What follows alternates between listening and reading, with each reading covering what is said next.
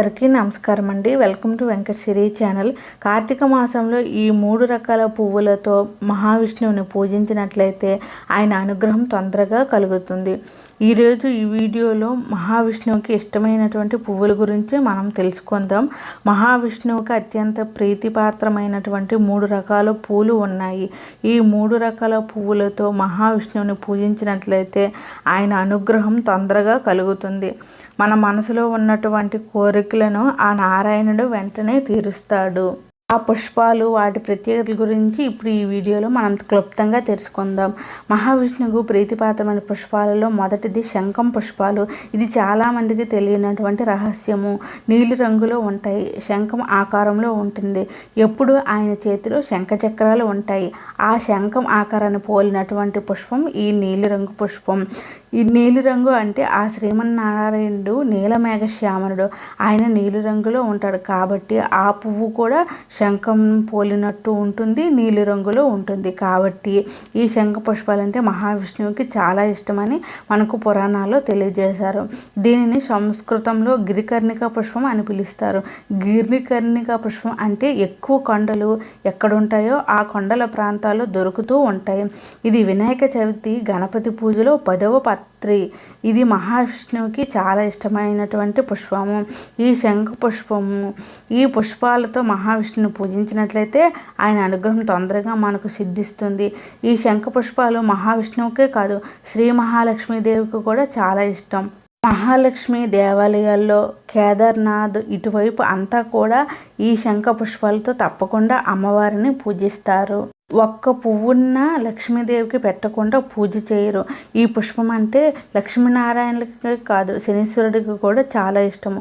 శనివారం రోజు ఒక 9 పువ్వులను తీసుకొని వెళ్ళి శనీశ్వరుడి పాదాల దగ్గర పెట్టి ఓం శనీశ్వరాయ నమః అని 9 సార్లు నమస్కారం చేసినట్లయితే వాళ్ళ జాతకంలో ఉన్నటువంటి శని, ఏలినాటి శని, అర్ధాష్టమి శని ఇవన్నీ కూడా తగ్గుముఖం పడతాయి. అలాగే ఈ కార్తీక మాసంలో ఏదైనా మంగళవారం రోజు ఒక 5 శంఖ పుష్పాలు తీసుకొని వెళ్ళి తూర్పు దిశగా ప్రవహించేటటువంటి నదిలో, అంటే నదులు తూర్పు దిశగా పారుతూ ఉంటాయి కదా, ఆ నీటిలో అంగారక రుణ విమోచక స్తోత్రాన్ని చదివి ఆ పుష్పాలను నీళ్ళలో విడిచిపెట్టి ఆ నదిలో స్నానం చేసి వచ్చినట్లయితే వాళ్ళ రుణబాధలు తొలగిపోయి లక్ష్మీ అనుగ్రహం కూడా తప్పకుండా కలుగుతుందని మనకు పరిహార శాస్త్రాలు తెలియజేశారు. మహావిష్ణువుకి చాలా ప్రీతిమైనటువంటి పుష్పాల్లో 2వ పుష్పం పారిజాత పుష్పాలు. మీ అందరికీ సాధారణంగా పారిజాత పూలు అంటే తెలుసు కదా, పువ్వు తెల్లగా ఉంటుంది. ఇది చాలా శక్తివంతమైనటువంటి పుష్పము. సాయంకాలం వేళలో ఈ పారిజాత సువాసనలు ఇంట్లోకి వెదజల్లుతూ ఉంటే ఆ ఇల్లు వైకుంఠంలో అనిపిస్తుంది. ఈ పారిజాతం పూలు మహావిష్ణువుకి చాలా ఇష్టమైనటువంటివి పూలు. ఈ పారిజాతం చెట్టుని సాక్షాత్తు శ్రీకృష్ణుడి భూమి మీదకి తీసుకుని వచ్చాడు. దేవలోకంలో ఉన్నటువంటి ఈ పారిజాత పుష్పాలను ఒకసారి నారద మహర్షి రుక్మిణీదేవికి తెచ్చిచ్చాడు. ఈ విషయం తెలుసుకున్నటువంటి సత్యభామ నాకు పారిజాతం పువ్వులు కావాలంటే అప్పుడు సత్యభామ సమేతుడే శ్రీకృష్ణుడు స్వర్గానికి వెళ్ళి దేవేంద్రునితో పోరాడి ఆ పారిజాత వృక్షాన్ని భూలోకానికి తీసుకుని వచ్చాడని పురాణ కథనం. ఈ పారిజాత పుష్పాలంటే మహావిష్ణువుకి, వెంకటేశ్వర స్వామికి చాలా ప్రీతికరం. కాబట్టి ఈ పారిజాతం పూలతో వెంకటేశ్వర స్వామిని 7 శనివారాలు వజ్రకవచం కానీ 12 నామాలు కానీ పారాయణం చేస్తూ పూజిస్తే వెంకటేశ్వర స్వామి వాళ్లకు తప్పకుండా ప్రసన్నుడైపోతాడు. 7 శనివారాల వ్రతంలో ఈ పారిజాతం పూలను వినియోగిస్తే ఆ స్వామి మనకు ఇవ్వవలసినటువంటి అష్టైశ్వర్యాలన్నింటినీ కూడా, సిరి సంపదలన్నింటినీ కూడా కురిపించేస్తాడు. వెంకటేశ్వర స్వామికి, శ్రీకృష్ణ పరమాత్మకు, అదేవిధంగా మహావిష్ణువుకు, శ్రీరాముడికి, ఆంజనేయ స్వామికి కూడా ఈ పారిజాతం పుష్పాలంటే చాలా ఇష్టం.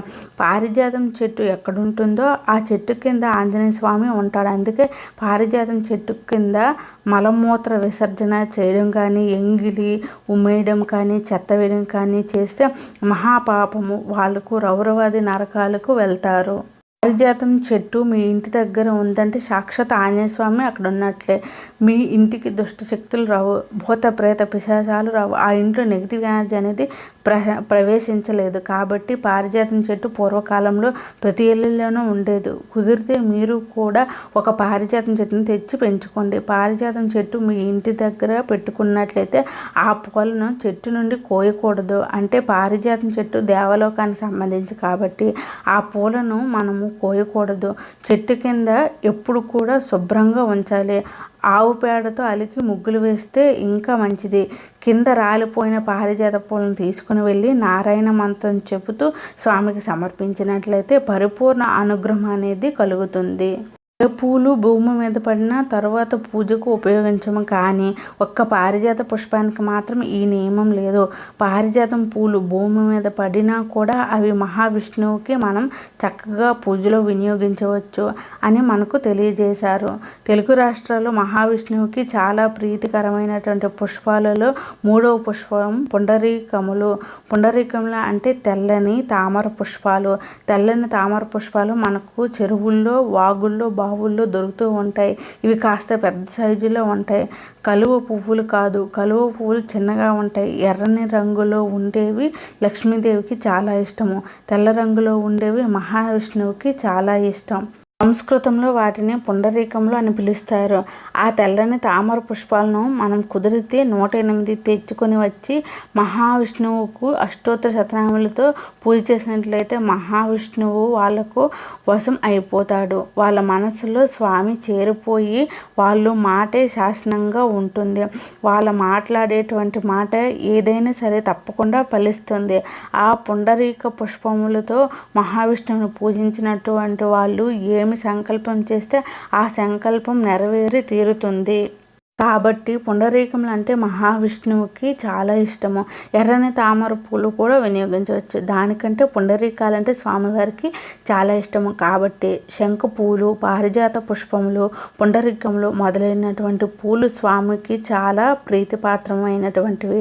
ఇవన్నీ దొరకకపోతే తులసి దళాలతో స్వామివారిని పూజిస్తే చాలా ఉత్తమము. తులసి పత్రి అంటే స్వామి ఉప్పొంగిపోతాడు. ఎందుకంటే తులసి మాలన్నా తులసి దళాలన్నా స్వామివారికి చాలా ఇష్టం. కుదిరితే 108 తులసి దళాలను తీసుకొని వచ్చి శనివారం రోజు స్వామిని పూజిస్తే చాలు. స్వామి అనుగ్రహం అనేది తప్పకుండా కలుగుతుంది. ఈ వీడియో మీకు నచ్చినట్లయితే ప్లీజ్ లైక్ చేయండి. మరిన్ని ఇంట్రెస్టింగ్ వీడియోస్ కోసం వెంకట సిరి ఛానల్ని సబ్స్క్రైబ్ చేసుకోండి. Thanks for watching.